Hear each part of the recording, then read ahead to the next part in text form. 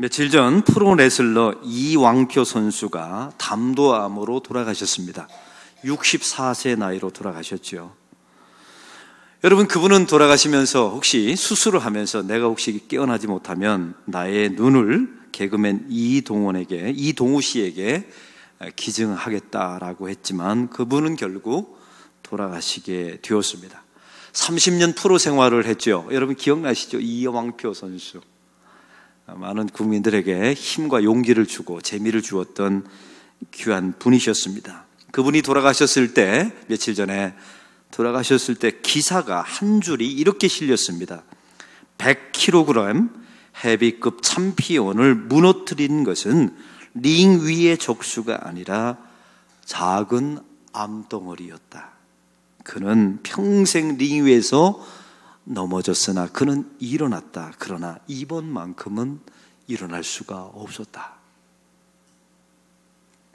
이게 신문에 실린 기사입니다. 사랑하는 성도 여러분, 이럴 때가 오면 성도들은 도대체 뭘 해야 되는 것입니까? 오늘 말씀에 보면 제자들이 이제 베세다, 예수님을 왕으로 추대하려고 했던 오병이어를 먹었던 그 땅에서 배를 태워서 예수님께서 제자들을 가버나움으로 보내시게 됩니다. 이때 배를 타는 순간에 역풍을 만나게 되었죠. 그때 큰 바람을 만났습니다. 헬라어로 아네무 메갈루였습니다. 이것은 태풍보다 더 커서 감당할 수 없는 바람을 아네무 메갈루라고 말합니다. 그들은 밤새도록 배를 저었습니다. 밤사경입니다. 이 의미는 이렇습니다. 언제 끝날지 모르는 그런 고통을 만나게 된 거예요. 여러분, 우리 교우들 가운데서도 절망하고 체념하는 분들이 있습니다. 왜냐하면 그들이 약해서가 아니에요.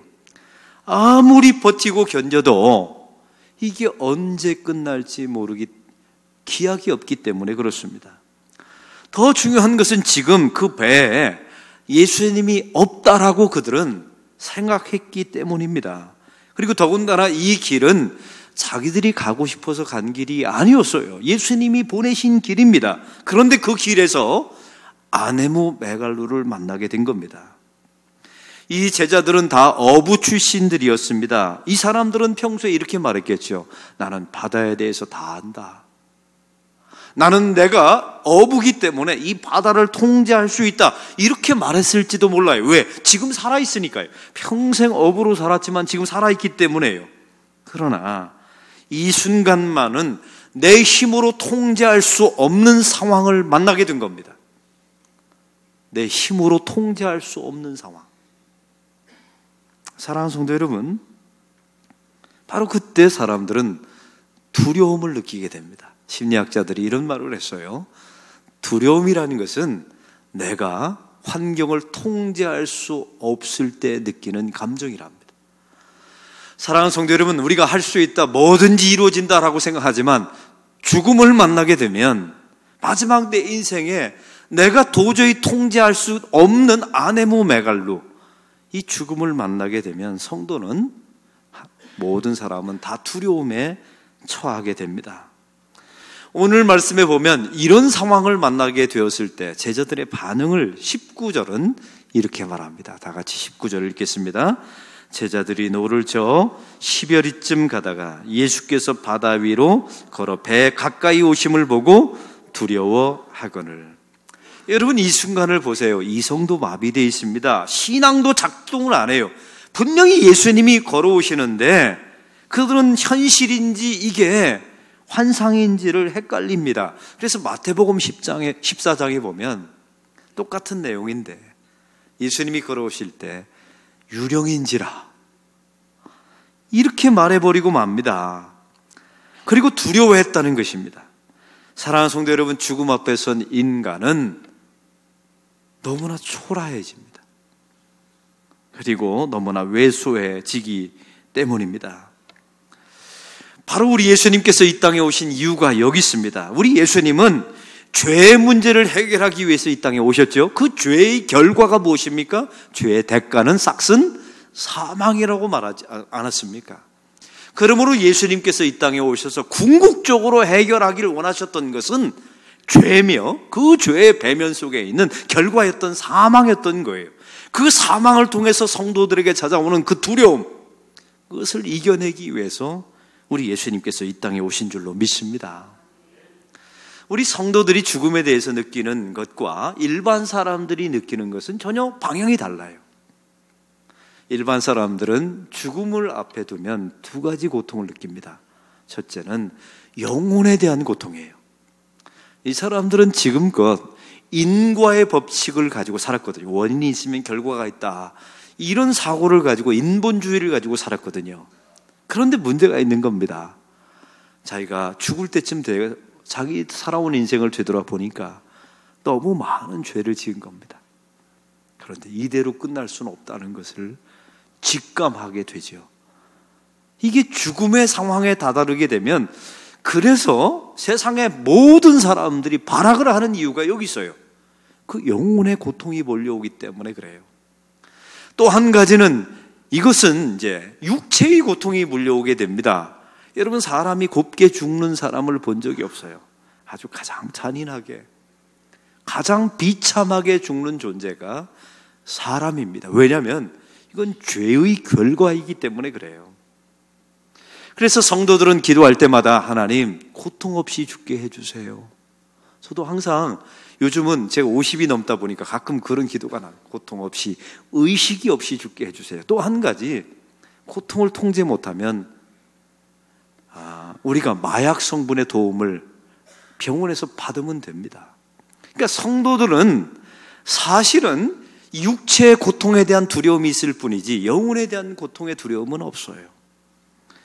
오늘 성도들을 보십시오. 아네모 메갈로 통제 불가능한 상황을 반드시 만나게 됩니다. 그러면 그 두려움을 우리는 어떻게 이겨내야 합니까? 우리 삶 속에 찾아오는 수많은 재정적인 문제, 가난의 문제, 건강의 문제 있지만 결국은 성도에게 이 아네모 메갈로, 우리가 통제할 수 없는, 도저히 내 힘으로 평생 해봐도 안 되는 그 마지막 순간이 찾아오게 되면 성도들은 이 두려움을 어떻게 이겨내야 되는 것입니까? 버티다가 정말 죽으면 어떻게 하실래요? 우리는 이 말씀을 통해서 몇 가지 주의 말씀을 듣기를 원합니다. 첫 번째는 하나님의 빅피처를 보아야 되고 믿어야 합니다. 이것은 단순한 기적이 아니라고 말했죠. 우리 예수님의 네 번째 표적이다라고 말씀하고 있어요. 여러분, 이것은 무리를 걸어야 된다, 이런 메시지가 아니었던 겁니다. 오병이어를 먹고 배불리 살아라, 이런 내용이 아니었어요. 이 말씀은 구원은 어떻게 받는 것인지 우리 예수님께서 보여주는 그림이었던 겁니다. 여러분, 나를 믿으면 파도가 잠잠해진다? 그건 빅피처가 아니에요. 큰 그림이 아닙니다. 나를 믿으면 무리를 걸을 수 있다? 걸어서 뭐하게 해요? 그건 빅피처가 아니에요. 나를 믿으면 배불리 먹고 산다. 오병이어 봐라, 배불리 먹고 산다. 이것이 주님께서 보여주는 큰 그림이 아니에요. 우리 예수님께서 원하시는 것은 이런 겁니다. 파도가 몰려오고 아네모 메갈로가 오면 우리는 두려워해요. 물에 빠집니다. 내 힘으로 안 돼요. 그러면 예수님을 내 인생의 배에 영접하니, 그리고 주여 나를 베드로처럼 구하소서, 손을 쭉 내미는 것, 이걸 원하셨던 거예요.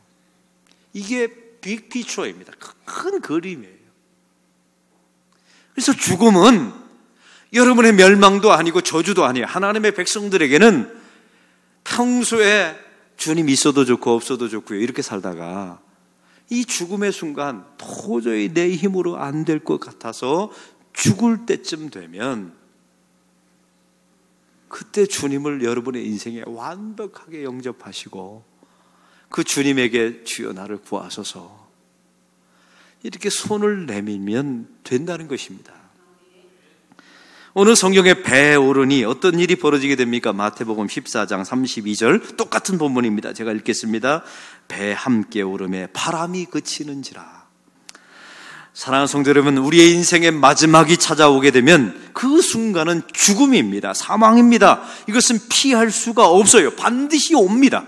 그리고 점점 하루를 살아내면 그 하루가, 그 날이 점점 다가오는 거예요. 여러분, 우리 성도들을 보면 나이 먹지 않으려고 땡기는 분들이 있더라고요. 자주 가서 땡기는데 그것도 한두 번 나중에 땡기죠. 나중에는 찢어집니다. 이게 평생 땡겨지는 게 아니에요. 제가 지난주에 저희 교회에 제 함께 교구로 섬겼던 소망교회 권사님들이 오셔서 10년 만에 저하고 만났어요. 그분들이 막 목사님은 어떻게 10년 만에 하나도 안 바뀌셨어요. 그런 말에 속으면 안 돼요. 바뀌었다니까요. 거울 보니까 주름살도 있고 흰머리도 늘었고요. 그런 말에 속으면 안 돼요. 엄마와 딸이 지나가는데 어떻게 엄마와 딸이 자매처럼 보여요? 이렇게 말하는데 그 말에 여러분 혹하시면 안 돼요. 둘 중에 하나는 비정상이란 말이에요. 엄마는 엄마답게 늙어가야 되고 딸은 딸답게 포동포동하고 쌩쌩해야죠. 우리가 하루를 살아가면 이 죽음의 순간이 하루하루 다가온다는 사실을 잊지 마셔야 합니다. 누가 대신할 수도 없습니다. 이 순간만은 죽음 앞에 이 내가 감당할 수 없는 이 아네모 메갈로를 만나면 내가 하나님 앞에 그때는 단독자로 서는 거예요. 그리고 세상 그 많은 사람들이 내 손 잡아줄 사람이 단 한 명도 없어요. 3개월 전에 이런 일이 있었습니다. 서울 대형교회, 제가 너무나 잘 아는 목사님이 그 대형교회 담임으로 부임하신 지 얼마 안 됐어요. 근데 이분이 폐에 자그만 기흉, 구멍이 있는 겁니다. 병원에 알아봤더니 레이저로 지지면 아침에 입원했다가 오후면 퇴원할 수 있습니다 라고 하더래요.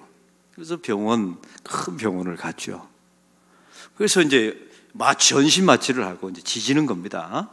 근데 이 순간에 그 목사님이 기침을 해버렸어요. 근데 이 레이저가 자기 몸에 있는 가장 큰 동맥을 확 잘라버린 겁니다. 이분은 3개월 동안 병원에서 사경을 헤맸습니다. 이 목사님이 결국은 다 복원 수술하고 결국 살아서 지난 주일날 그 교회 설교를 하셨어요. 제 선배님이고 제가 잘 아는 분이니까 도대체 뭐라고 설교하셨나 제가 들어봤더니 이분이 설교 시간에 이런 말을 하는 겁니다. 성도 여러분, 제가 하루면 끝날 줄 알고 병원에 들어갔지만 3개월 동안 사경을 헤매다가 왔습니다. 삶과 죽음이 종이 한 장 차이였습니다. 그리고 한 발자국을 이쪽으로 디디면 사망이고 저쪽으로 디디면 죽음이었습니다. 이 말을 하더라고요. 그리고 그 다음 말이 중요합니다.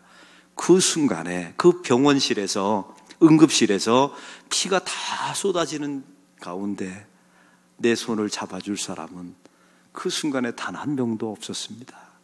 그때 저는 그 예수님이 얼마나 중요한지를 제가 알게 되었습니다. 이분이 이렇게 설교를 하시더라고요. 사랑하는 성도 여러분, 이게 남의 이야기가 아닙니다. 여러분, 수많은 사람들의 손을 잡고 사시죠. 자식의 손을 잡고 아내의 손을 잡고 사시죠. 그러나 그 마지막 순간만은 내 손을 잡아줄 사람은 단 한 명도 없는 겁니다. 또한 여러분의 인생이 마찬가지예요. 여러분, 저도 제 인생에 생각해 보니까 죽을 뻔했던 2번이 있더라고요. 한 번은 제가 건널목을 건너는데 한 발만 디뎠으면 대형 트럭이 얼마나 빨리 가는지 그냥 바로 쳤어요. 아무 생각 없이 건넜거든요. 근데 그 순간에 제가 뒤로 바로 제껴서 제가 살아난 경험이 있더라고요. 또 얼마 전에는 제가 제 차를 가지고 운전하는데 분명히 신호등이 없는 거리에 딱 꺾는데 보니까 또 대형 트럭이, 덤프 트럭이 쏜살같이 와서 거의 1cm 사이로 비껴나갔어요. 만약 거기서 쳤더라면 그 트럭이 100km 이상 달렸기 때문에 저는 아마 그냥 이 세상에 없어질 겁니다. 여러분, 사람의 존재가 그래요. 한쪽 발을 이쪽으로 디디면 삶이고 이쪽으로 디디면 죽음인 겁니다. 우리가 이런 순간을 매일매일 살아가고 있다는 사실을 저와 여러분이 잊지 마셔야 돼요. 그리고 그 큰 그림 속에서 하나님의 섭리를 바라보셔야 합니다.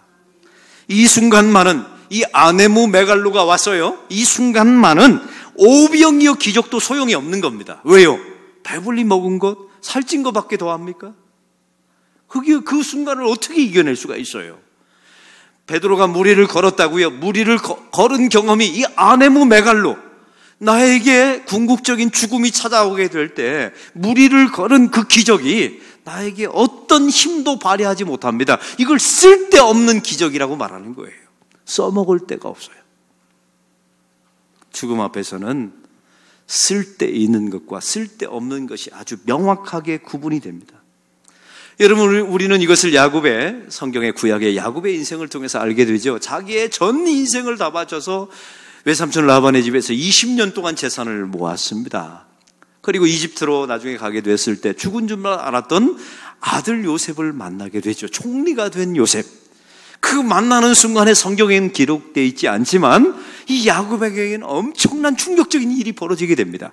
자기 인생의 전 인생을 바쳐서 가졌던 모든 재산이 쓰레기가 돼버리고 말아요. 여러분, 그 요셉은 우리가 만날 예수님을 상징하는 인물이에요. 우리가 언제 죽어서 예수님을 눈과 눈으로, 얼굴과 얼굴로 맞이하면 내 인생을 전부 걸었던 그 존재들이 다 쓰레기로 바뀌는 날들이 오게 된다는 사실입니다. 사도행전을 보십시오. 사도 바울이 복음을 전하고 순교하러 로마로 가게 됩니다. 유라굴라 광풍을 만나게 되었죠. 그때 배 안에 있었던 모든 사람들이 어떤 반응을 보였다고요? 자기의 모든 짐 장사하려고 선물 주려고 싸갔던 모든 물건을 다 바다에 버립니다. 이런 일이 성도에게 반드시 온다는 것을 성경은 우리에게 말하고 있어요. 바로 그 순간에 사랑하는 성도 여러분, 성도들은 믿어야 되는 게 있어요. 봐야 되는 게 있습니다. 예수님이 나와 함께 계시다는 것을 우리가 보고 믿으셔야 합니다. 우리 예수님 성경에 보면 노를 젓는 것 보셨습니다. 밤 사경이 되는 것도 예수님께서 알고 있었어요. 그 자리에 주님께서 함께하고 계셨다는 사실입니다. 그래서 그 파도를 짓밟고 예수님께서 걸어오신 거예요. 내가 버틴 게 아닙니다. 우리 예수님이 나와 함께 계셔서 버텨주신 것이죠. 광야 40년 이스라엘 백성들이 홀로 한 게 아닙니다. 법궤를 메고 백성들이 이동합니다. 하나님이 함께 하셨다는 증거예요. 예수님의 이름이 임마누엘이라 하리라. 임마누엘의 뜻은 하나님이 너희와 함께 계시다. 우리 예수님이 승천하셨죠. 우리와 시간과 공간 제약 없이 함께 하기 위해서 예수의 영이신 성령께서 이 땅에 오십니다. 우리 예수님의 모든 관심은 우리와 함께 하는 거예요.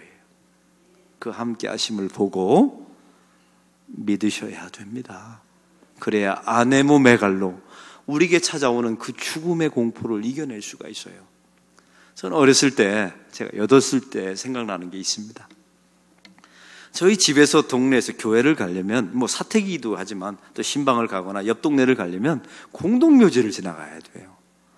이게 보통 일이 아닙니다. 동네가 하도 시골 동네니까 동네 언덕에 공동묘지가 있어요.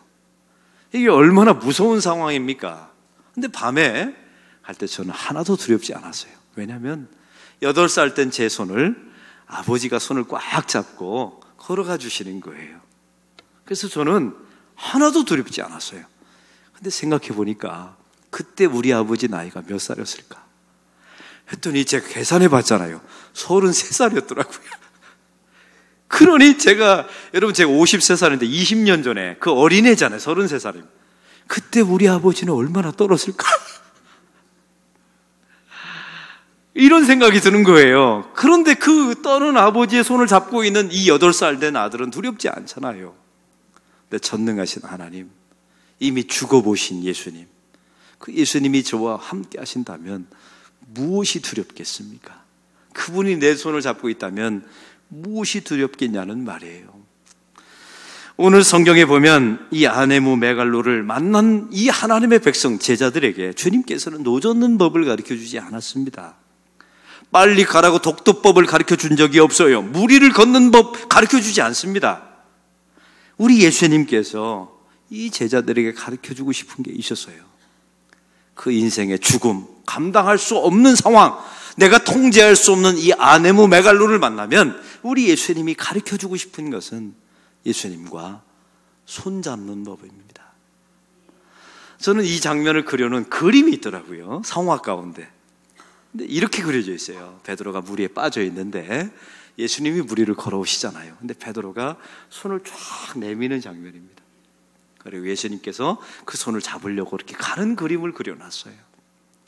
참 기가 막힌 그림입니다. 예수를 믿는 것은 무리를 걷는 게 아니에요. 예수를 믿는 것은 오병이어를 통해서 배불리 먹고 사는 것, 그런 게 아니에요. 우리 예수님은, 우리는 결국 죄로 인하여 아네모 메갈로, 이 죽음을 만나서 빠질 수밖에 없거든요. 그때 손을 쭉 내밀어서 주님을 향하게 될 때 우리 주님께서 여러분의 손을 잡아주실 겁니다. 노젓는 법 배우지 마시고 예수님의 손 잡는 법을 배우시기 바랍니다. 예수님이 나와 함께 계시다는 것을 믿고 볼 줄 아는 믿음의 눈을 갖기를 원합니다. 지난주에 한 다른 교회 성도가 저한테 상담을 왔어요. 근데 이분이 와서 상담을 하는 여러 가지 내용 중에 한 가지를 여러분에게 소개합니다. 이분이 이러시는 겁니다. 목사님, 제가 살면서 죄를 지었는데 죽을 것 같습니다. 하나님께서 징벌을 하셔서 죽을 것 같고, 또 한 가지 제가 구원이 취소될까봐, 천국 못 갈까봐 두렵습니다. 그러더라고요. 근데 이분이요, 사시나무 떨듯이 떨고 있었어요. 제가 그분을 바라보면서 세 가지를 이야기했습니다. 첫 번째, 당신은 천국이 있다는, 지옥이 있고 천국이 있다는 것을 정말 믿고 있군요. 두 번째, 영적으로 당신은 너무 민감합니다. 이 죄를 지으면 모든 사람들이 다 둔감한데, 여러분 죄 지어서 떨어본 적 있나요? 왜 이렇게 뻔뻔하세요? 근데 이분은 떨고 있더라고요. 제 앞에서 사시나무 떨듯이. 구원 못 받을까봐, 천국 못 갈까봐.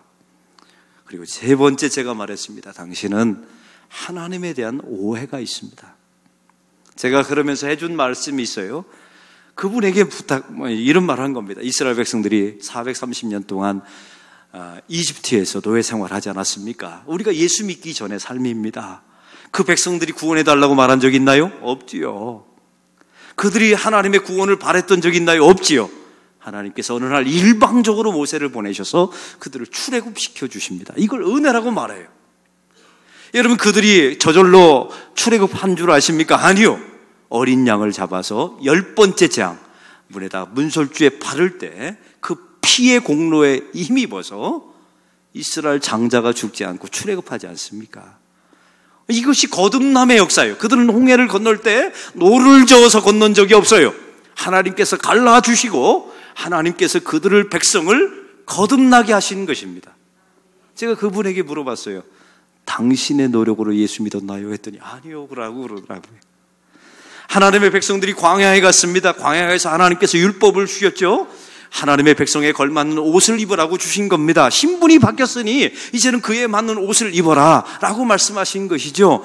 그 율법을 지키지 않았다고 해서 하나님의 백성들의 구원을 취소하셨나요? 아니요. 하나님은 취소한 적이 없어요. 징계는 받았지만 구원은 유효합니다. 여러분, 그 하나님의 백성들이 나 돌아갈래 그렇게 많이 외쳤잖아요. 광야에서. 여러분에게 묻습니다. 그분에게 물었어요. 돌아간 사람이 있나요, 없나요?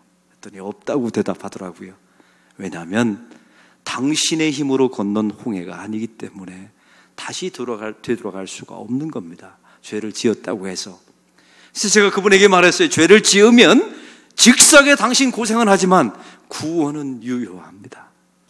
그리고 살아가다가 결국 40년이 지나서 요단강을 만나게 될 겁니다. 죽음의 강을 만나면 법궤가 먼저 들어가서 거기서 버티고 제사장들이 있고 우리가 다 지나갈 때까지 예수님께서 우리와 함께 하실 겁니다. 버텨주실 겁니다. 그리고 결국 하나님의 백성들을 가나안 땅으로 다 인도해 가십니다. 이게 구원입니다. 안심하십시오. 제가 말했더니 얼굴이 환해졌어요. 환해졌어요. 사랑하는 성도 여러분, 이게 구원의 여정이며 이게 구원의 그림입니다. 우리가 하나님의 백성으로 두려워하고 범죄하고 수많은 일을 하면 징계는 받지만 하나님의 약속은 유효합니다. 이 땅 가운데 내 힘으로 무엇을 하는 법을 배우지 마시고 주님을 영접하고 주여 나를 구하소서, 우리 예수님의 손을 잡는 법을 잘 배우시길 바랍니다. 그러면 주님께서 우리의 손을 꽉 잡고 당신이 약속하셨던 가나안 땅, 천국, 구원으로 우리를 인도해 가실 것입니다.